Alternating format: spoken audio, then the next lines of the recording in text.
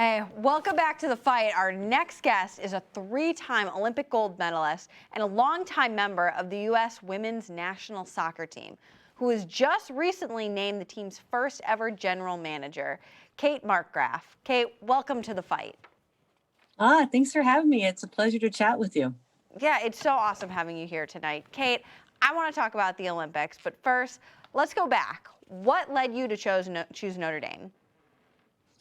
I think it was because I knew I'd be challenged in all aspects of my life if I went up there. I felt there were other universities that maybe wouldn't challenge me on the athletic field. There were other options that I have that maybe wouldn't challenge me in the classroom. And I just felt when I got on the Notre Dame campus that there was something different. So I felt I always need to push myself. And the best way to do it is to find a place that's going to force you to change. And that's what Notre Dame is to me. It's a disruptor of complacency. It's a generator of your talent and amplifies your skill set, but also highlights where you might be lacking. And so I didn't know that at the time. I just had it in my gut that something's different about this place. And so I chose Notre Dame, and I couldn't be more thankful for that. Yeah, during your time as a student athlete at Notre Dame, you were a three-time NSCAA All-American, Big East Defensive Player of the Year, Defensive MVP of the NCAA Final Four, co-captain, and a winner of a national championship. What stands out to you of all of those accomplishments, and what do you really remember most?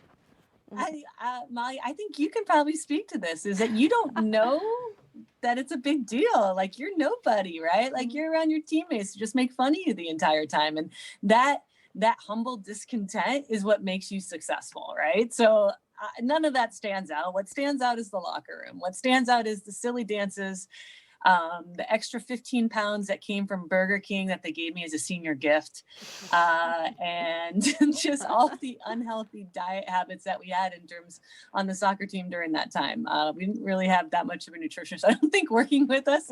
So thankfully that's changed a lot. Happy to always contribute to Notre Dame to help advance the high performance aspect of all our athletes. But I'm definitely not running any marathons and qualifying for the Olympics on my first time. I don't know if you know anyone that might have done that. I don't know. You might be thinking of someone else. Yeah, probably. But Kate, right after graduating from Notre Dame, you played 12 years on the national team, winning a World Cup in 1999 and 3 Olympic medals after that, which is insane, just absolutely insane. I've always wanted to know what it feels like when you're standing on the podium with the medal while they're playing the national anthem and raising the flag. Just what goes through your mind during that moment when you have reached the highest level of your sport? It's just pure joy. I mean, the intrinsic happiness that you feel because you finally achieved a milestone that you'd worked your entire life for has been realized. And so that was fantastic. Honestly, I don't even remember. It's almost like you black out.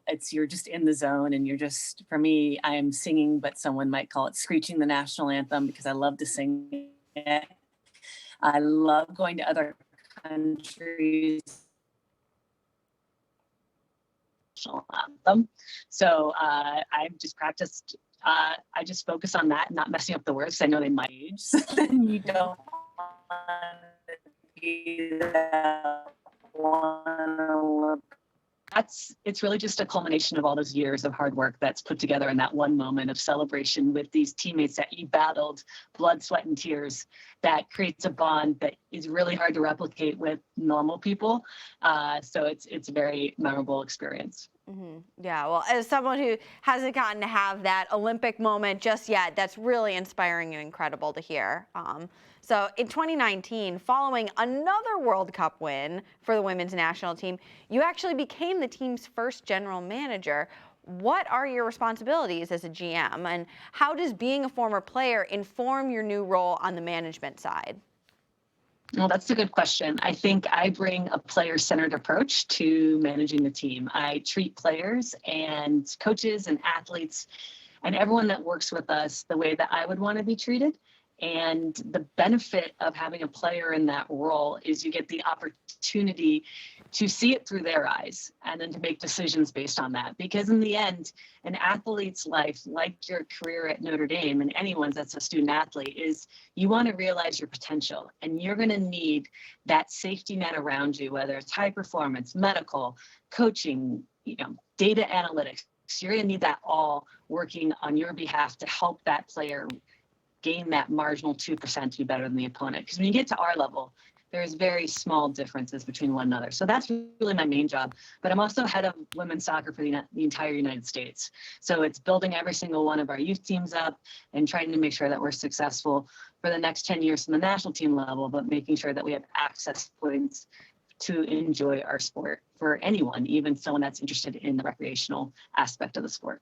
Yeah. Well, Kate, I'm looking forward to seeing what you have in store with the U.S. women's national team in 2021 as we head towards Tokyo. And thank you so much joining us on The Fight tonight.